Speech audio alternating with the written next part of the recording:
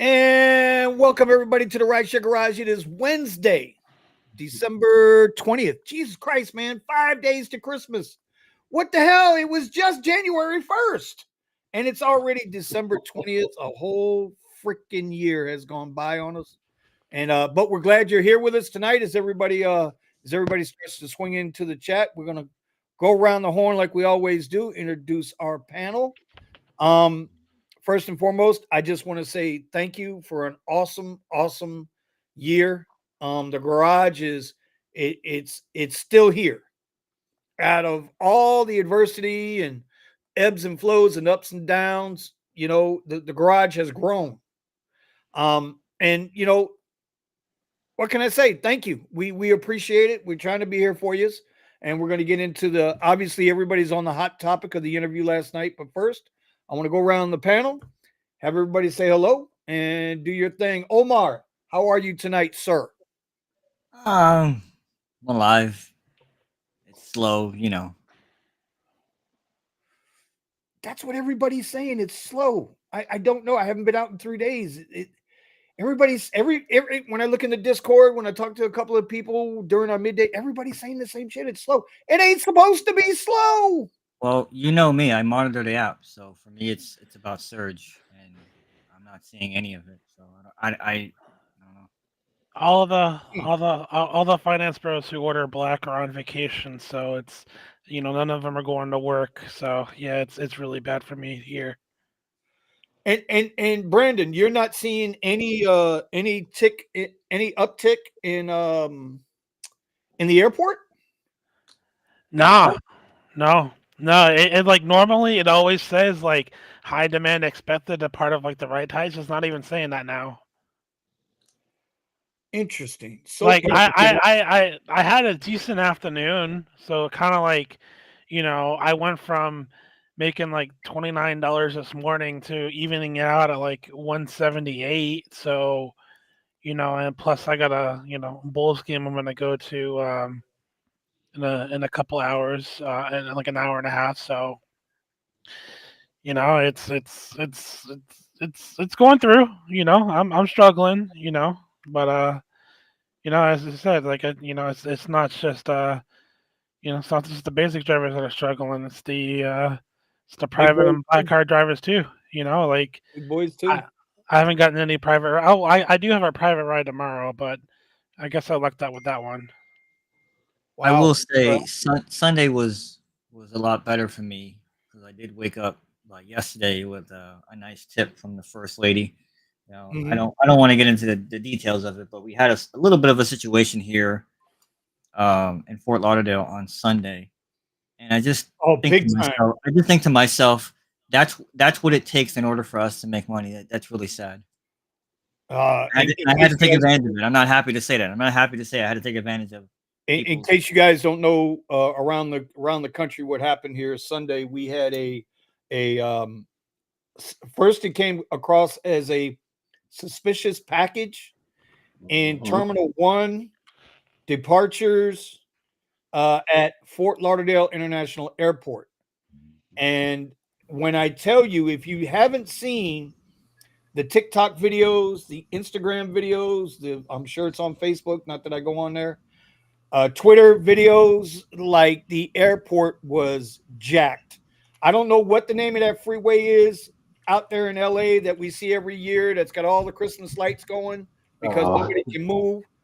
But that's what Fort Lauderdale International Airport looked like, and it was backed up for miles. Like it was backed up for miles. I remember Omar was trying to get in there, and the whole time it's just taking him forever. So yeah, I hear you on that. Thomas, how you doing, Thomas?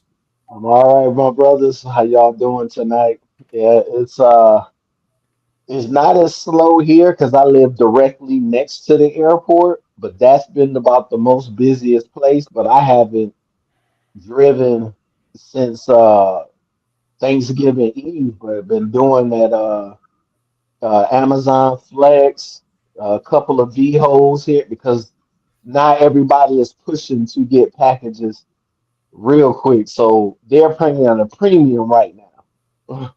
Uh, Yeah. I saw a little Twitter clip of I think it was Twitter. It was either Twitter and I think it was Twitter.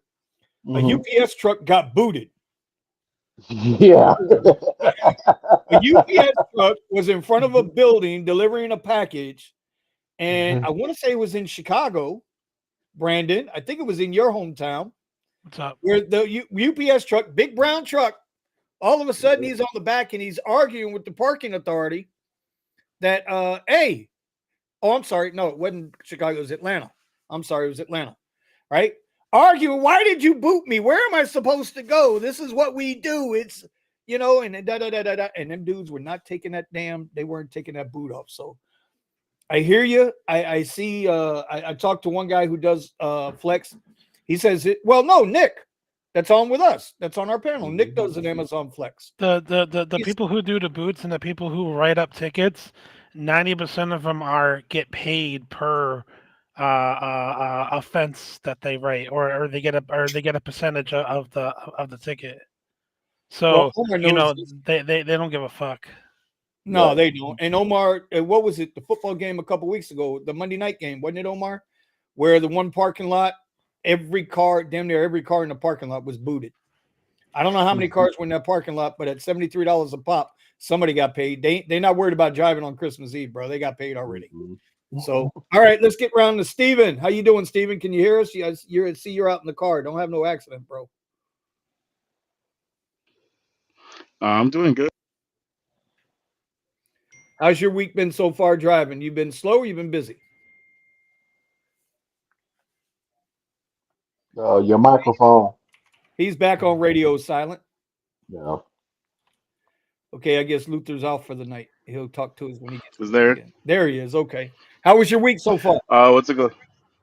It's slower than normal, but I've just been trying to switch up strategies and trying to go out farther than I normally would to catch some of these airport rides, the long distance airport rides back to the airport. But it has been slow. I haven't been able to hit bonuses with Lyft because I guess the kids are gone from the college and everything. So, and now I didn't even get a bonus for this week or the weekend. So, yeah, things are slow and the extra money isn't there. Interesting. All right. Driven Dad, Tony, can you hear us, buddy? Or you on a ride? Yeah, I can hear you. Can you hear me? I can hear you, brother. How are you doing, my friend? How's your week going? I know you're having a rough week up there politically, but forget the politics. We're here to love each other tonight, buddy. How's your night going? Yeah. Yeah, considering I'm in a communist state, it's going okay, I guess. Okay. Have you been staying busy? Because I listen, I know you had a couple of kids that were down, not feeling well. Hope they're feeling better. But are you've been having those outstanding days, man, those $300-$400 days. Are you still able to get out there and get into that type of revenue, or what's going on? Yeah, so Monday was like I did 450. The last 2 days, kind of yesterday and today, kind of off because I was getting back the Model Y from a headlight repair, and so that took a lot of time. Now, wasn't it Steven? Was it either Steven or Buddha had an issue with those headlights too? We can get into that in the second half of the hour or the second half of the show. But I heard that those headlights ain't cheap on the Teslas. I heard it's not a fun time. Yeah, I think that repair and all with a new light and reprogramming and a harness repair was like $2,200. Oh shit! You better grab some flashlights, buddy. Just stick your phone on top of the front of the car and turn the tail flashlight. Well, the actual headlight still worked. It's just nothing else did. Like the turn signal, the high beam, nothing. Just the headlight. Oh shit. Shit. All right. Okay. I'm gonna bring in Nick. Hey Nick, how you doing? Sergio, I see you there. I'm gonna bring you in next, buddy, because you're gonna lead us into our first segment. Nick, how's your day going? How you been the last 3 days? I need to see you soon, sir. Soon, sir. What's up, everybody? How you doing out there, Nick? Can you hear us? You set up? You ready? Give me 1 sec, because All right. All right. Zello is We'll bring going you- off. I got to turn Zello off. All right. We'll bring you back around in a second. Shout out to Scott. This is Sparta! Damn, I'm good. Shout out to Scott for the super chat. And you know what? Now we're going to bring in Mr. Sergio. Mr. Sergio has probably been the best driver advocate we got. I'm not going to blow smoke up his ass because, I don't always agree with him. Everybody knows that. But I will say this. On a lot of instances, I'm right behind him. I believe in what he's trying to do. He had an interview last night. If you guys didn't get to see it, please go check out the Show Me the Money Club with Sergio and Chris on the RideShare Guys channel. I don't mind promoting what they're doing because I think they're doing a lot of good stuff. But that interview last night with Professor Len Sherman, if you guys haven't seen this, if you haven't read this, you guys are doing yourself a huge disservice in not going and reading this article. This professor put in a lot of time, a lot of thought, had to do a fast revision, which found even more, not less, incriminating type of data. I'm not saying he's got them nailed to rights. I'm just saying there's some pretty fuzzy math going on between what Uber's telling the public and what Professor Lynn Sherman found for us. And it's definitely a great article. There's some graphs in there that kind of show, if you don't want to read through the whole thing, just look at the graphs, man. The numbers are easy. Graphs are not hard. You got a left column, a bottom column, and then the result in the middle. So it's something I think everybody needs to go check out. I'll link it up, and we'll go from there. But, that headline says it all. Uber CEO hides driver pay cuts to boost profits. So it kind of validates, I think, what drivers have already known, what we've been saying for years. I do have a couple of points. I'm going to bring those up with Sergio. But Sergio, thank you for having him on your show last night. Big shout out to you and your team over there. It was well watched, I believe, well received.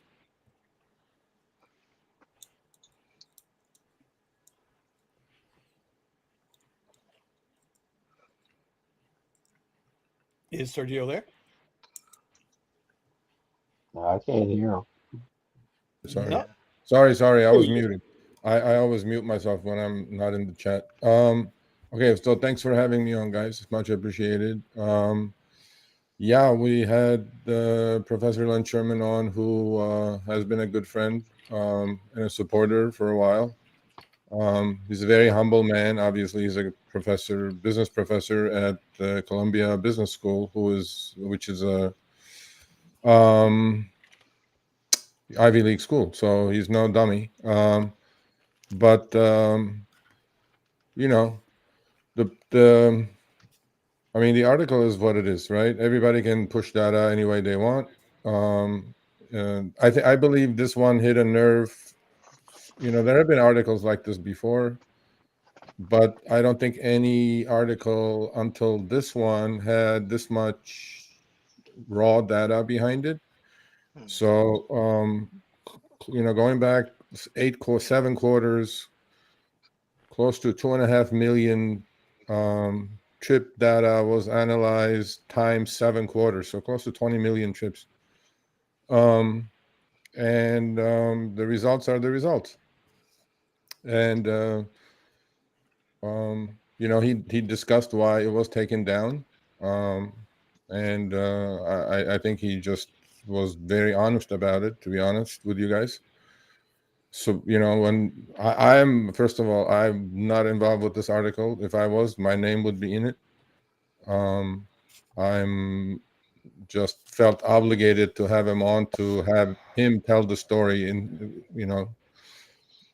his own words, as opposed to we were going to do it anyway. But it happened to be that he was available, and then he decided to come on, and he loves the driver community, and he became a hero to the driver community. And perfectly honest with everybody here and whoever watches this later, This was not a revelation in the driver community. I mean, you guys could have talked to any driver on the street, and they would have said the same thing. But it's one driver in one bubble in one city, and the pushback always has been that your sample size is not large enough.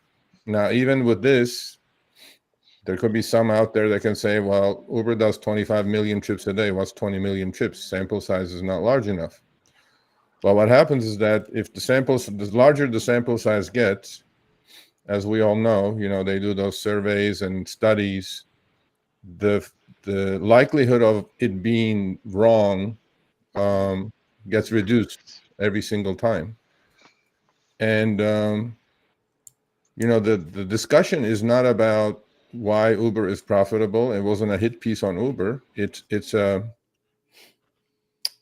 it's an interpretation of what people are worried about. One of the top 3 topics, as far as I'm concerned, in our community is, 1, people are not making enough money. 2 is this, take rates. Why is Uber taking so much money out of my fare? And the interpretation of that was the part that was not liked by Uber, which they rebutted. And he put all of their rebuttals in the article when it came back to life the second time on last Thursday, which he had to do the first time. He just said he made a mistake and he didn't put it in the first time. That's why it was taken down. It wasn't taken down because of any other reasons. I'm sure a lot of people were speculating. Obviously, Uber did not like it, and there was a blog post that they put up yesterday on Medium, which everybody should go read that as well. That's, to me, shows weakness more than anything else.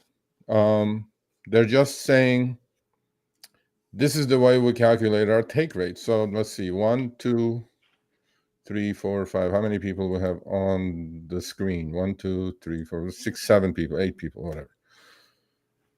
If I were to ask you guys, how do you calculate what the take rate is? And we all may do it differently. And I've actually, I don't know, quarreled with the community that the take rate should be what the passenger pays, back out the pass-throughs, and what you get paid, and then that's whatever's left Uber's take. Well, there's two problems there. Because 1,